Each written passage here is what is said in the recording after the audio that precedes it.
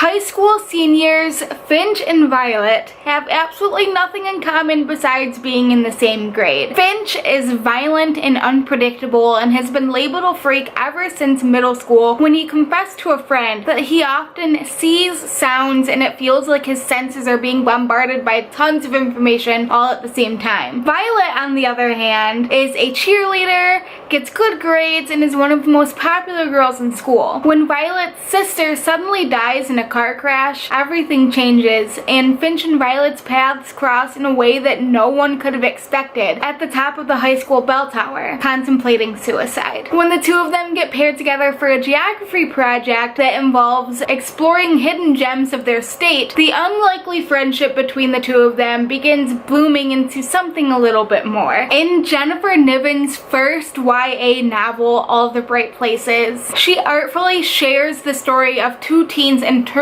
for very different reasons. To be honest, in the beginning of this book, I wasn't really sure if I would enjoy it. I found Finch to be slightly pretentious, and Violet was just another popular girl that had something tragic happen to her. However, as the story began to unfold, I became so invested in both of the characters and really rooted for them on their journey to healing. I felt like every victory for Violet was a victory for me, and I really enjoyed reading about the adventures or wanderings that Finch and Violet had exploring hidden gems around their state of Indiana. And as I began to learn more about Finch, his behavior began making more sense as I started piecing together those pieces of information. It became clear that he was not only a misunderstood character, but he was also extremely adept at concealing these parts of himself to the point where to anyone else he just looked like he didn't care what anyone else thought of him. Jennifer Niven's writing was so beautiful, and I absolutely loved all of the metaphors and imagery that she created. I really enjoyed how she portrayed grief with Violet and showed her entire family in mourning, and had Violet's parents become very involved with Violet's healing process. Jennifer Niven unflinchingly touched on topics from depression